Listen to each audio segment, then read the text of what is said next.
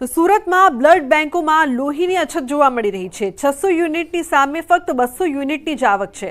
દિવાળી વેકેશનને કારણે લોહીની અછત વર્તાઈ છે। સુરતમાં લોહીની અછત, દર્દીઓને હાલાકી, લોકોને રક્તદાન કરવા આગળ આવવા માટે અપીલ કરવામાં આવી રહી છે।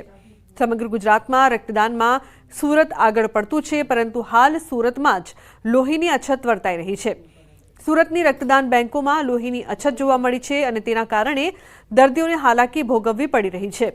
સુરતમાં દરરોજ 600 યુનિટ લોહીની જરૂર હોવાની સામે માત્ર 200 યુનિટની જ આવક છે। તેની પાછળ દિવાળી વેકેશનને લઈને લોકો પોતાના વતન જવા નીકળી ગયા છે। આમ તો સુરત શહેર દાનની ભૂમિ કહેવાય છે।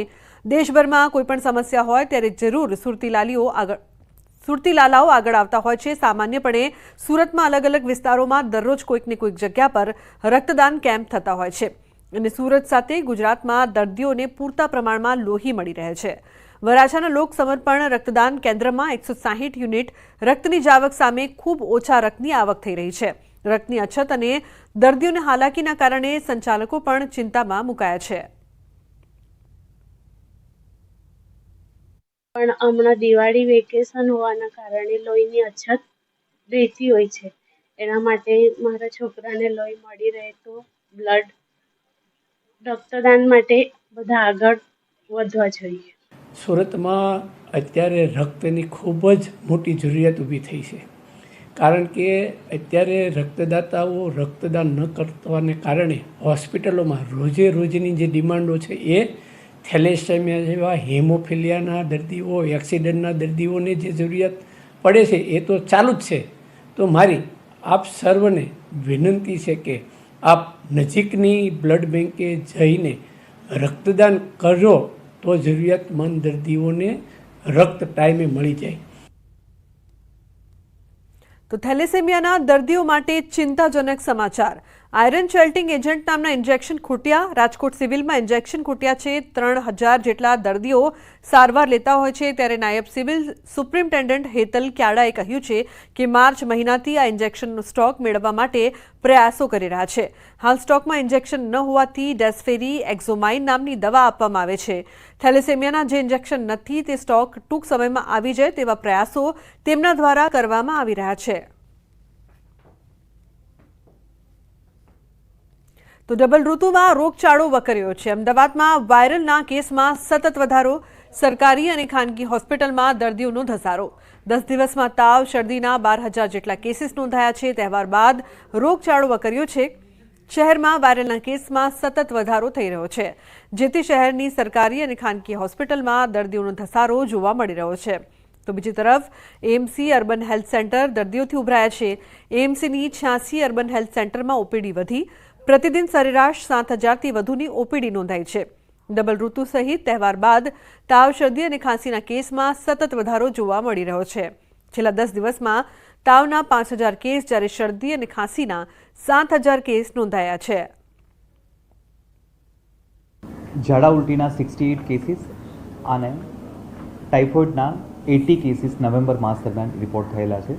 હાલમાં જે મચ્છરજન્ય કેસીસ છે ગત માસની સરખામણીમાં ઘટાડો જોવા માલુમ પડેલ છે।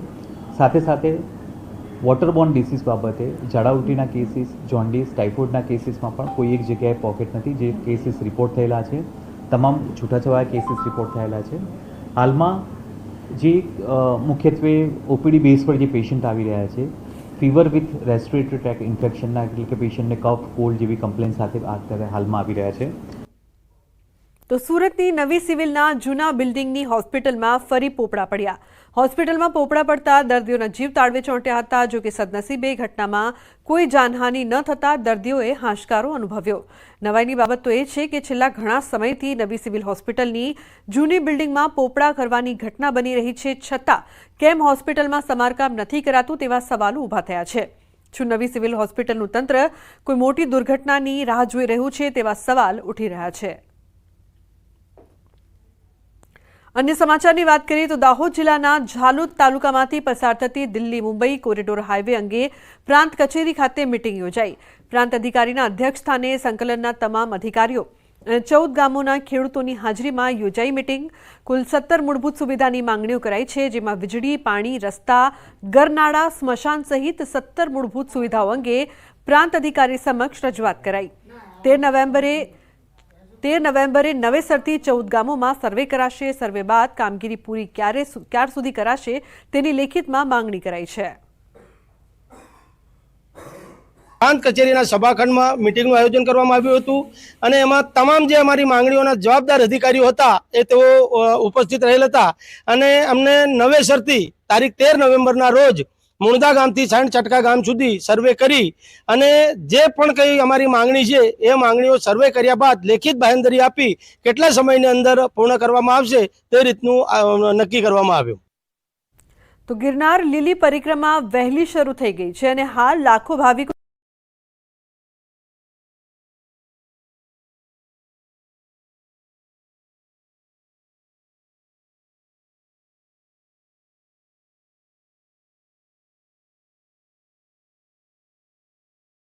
લાખ જેટલા ભાવિકો ઈટવા ઘોડી થઈ પ્રવેશ કર્યો હતો અને જય ગિરનારીના નાદ સાથે પરિક્રમા શરૂ કરી છે.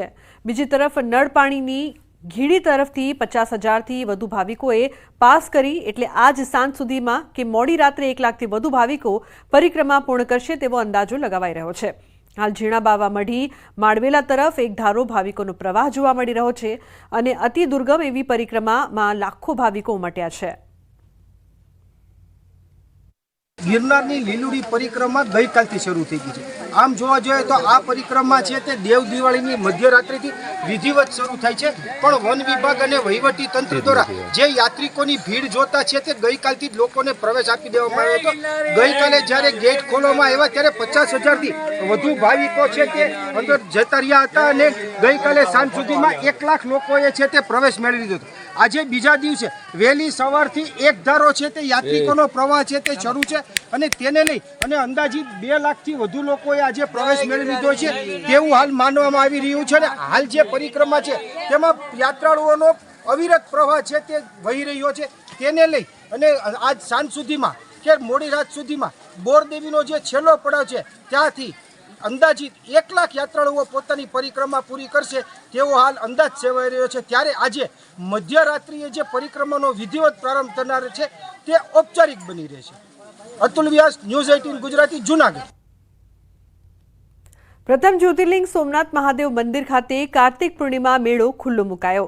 જિલ્લા કલેક્ટર દિગ્વિજયસિંહ જાડેજાએ 5 દિવસીય મેળો ખુલ્લો મૂક્યો. વર્ષ 1955થી સોમનાથ ખાતે કાર્તિક પૂર્ણિમા મેળાનું આયોજન કરવામાં આવે છે અને મેળામાં સહેલાણીઓ અને સોમનાથ આવનારા દેશભરના શ્રદ્ધાળુઓ ઉમટી પડે છે. 5 દિવસ સુધી મેળાનું આયોજન કરવામાં આવે છે. સોમનાથ ટ્રસ્ટ દ્વારા સ્થાનિક જિલ્લા વહીવટીતંત્ર, પોલીસ વિભાગ તેમજ સેવા સદનના સહયોગથી આ મેળાનું આયોજન કરવામાં આવી રહ્યું છે.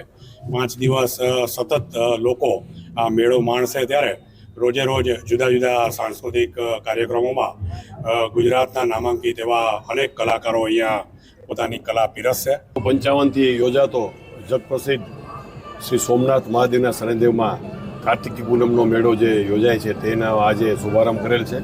તારીખ 11થી પૂનમ સુધી એટલે કે 15 તારીખ સુધી આ મેળો ચાલશે. આણંદ જિલ્લા અને તાલુકાનું વહેરાખાડી ગામ જ્યાં મહીસાગર નદીના કિનારે આવેલ છે લોકમાતા અને સતી મહીસાગર માતાજીનું મંદિર.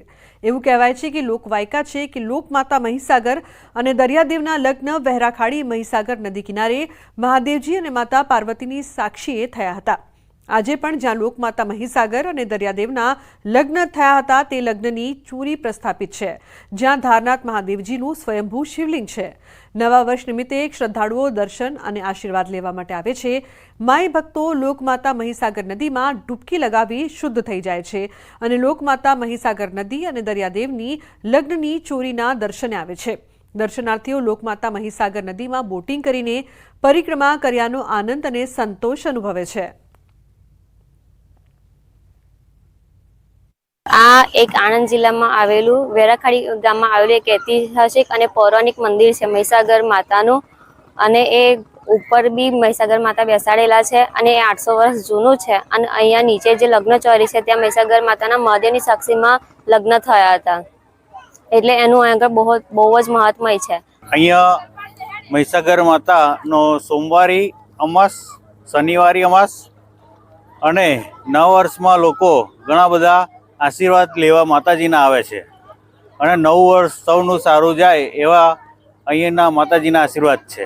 મહીસાગર લગ્ન ચોરી, જેથી કે તે મહી અને સાગરના ત્યાં લગ્ન થયા હતા અને ત્યાં ધારનાથ મહાદેવ તરીકે બિરાજમાન છે. મહાદેવ સાક્ષાત ત્યાં આગળ બિરાજેલા છે અને ઉપર મહી અને સાગરનું મંદિર આવેલું છે અને ભીડભંજન મહાદેવનું પણ મંદિર આવેલું છે અને ત્યાં મોટી સંખ્યામાં લોકો દર્શન કરવા આવે છે.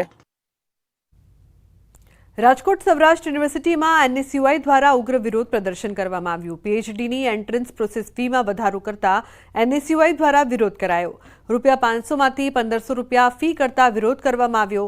યુનિવર્સિટીના રજિસ્ટ્રારની ચેમ્બરમાં એનએસયુઆઈના પ્રદેશ પ્રમુખ નરેન્દ્ર સોલંકી સહિતનાઓએ ધરણા કર્યા. તો તાત્કાલિક ફી વધારો પાછો ખેંચી વિદ્યાર્થીઓને ન્યાય આપવા એનએસયુઆઈની માંગ. સૌરાષ્ટ્ર યુનિવર્સિટીમાં હાલ પીએચડીની પ્રવેશ પ્રક્રિયા ચાલુ છે.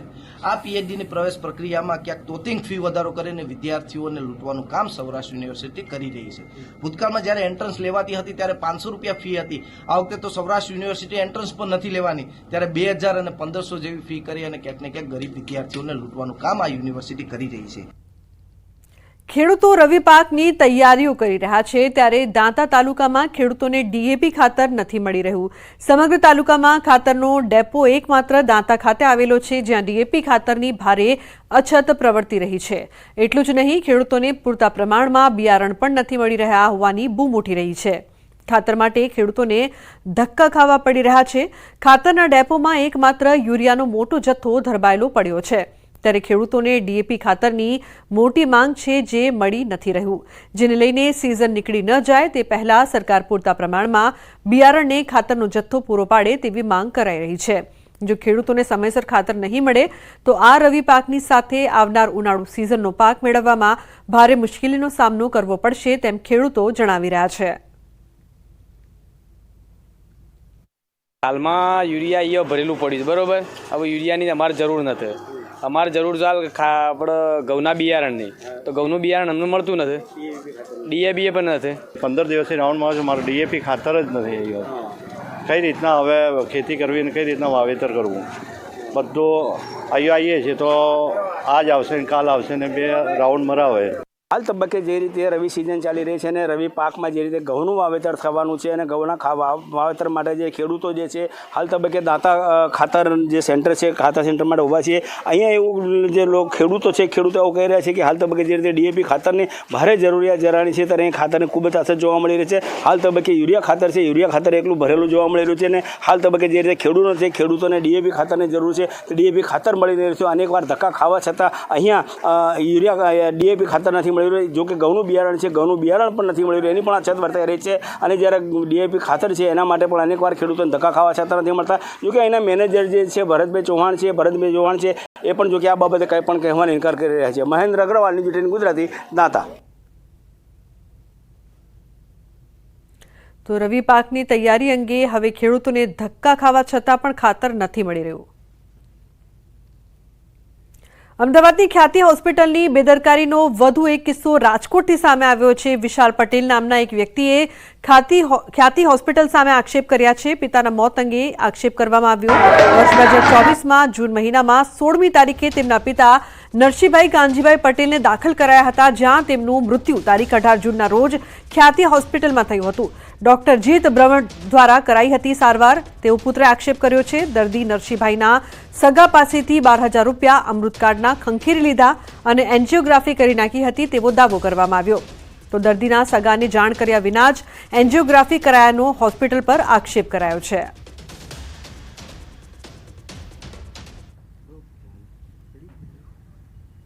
ખ્યાતિની અંદર એડમિટ કર્યા ફાધરને બપોરે, અને એ લોકોએ વિધાઉટ ઇન્ફોર્મેશન એન્જિયોગ્રાફી અને એન્જિયોપ્લાસ્ટી કરી નાખ્યું, જે અમને કોઈ ઇન્ફોર્મેશન નથી. 17મી તારીખે અમને ડિસ્ચાર્જ કર્યા વિથ હાઈ ફીવર, અને 18મી તારીખે અમે પાછા એમને મોર્નિંગના એડમિટ કર્યા, ત્યારે અમારી પાસેથી રૂપિયા લેવામાં આવ્યા 25,000 રોકડા, અને 18મી તારીખે રાત્રે 10:15 કે 10:30 એમનું અવસાન થઈ ગયું. તો મહત્વનું છે કે ગંભીર આક્ષેપ મૃતકના પુત્ર દ્વારા કરવામાં આવી રહ્યો છે. અમને જાણ કર્યા વિના એન્જિયોગ્રાફી કરવામાં આવી, જે બાદ તેમનું મૃત્યુ નિપજ્યું. અમદાવાદની ખ્યાતિ હોસ્પિટલની વધુ એક બેદરકારી, જેમાં રાજકોટના વિશાલ પટેલ દ્વારા આક્ષેપ કરવામાં આવી રહ્યો છે. અને હવે પણ જે પ્રકારથી ખ્યાતિ હોસ્પિટલ અંગે જે વાત કરવામાં આવી રહી છે તે ચર્ચાનો વિષય અને અનેક સવાલો ઉપસ્થિત થઈ રહ્યા છે. હોસ્પિટલ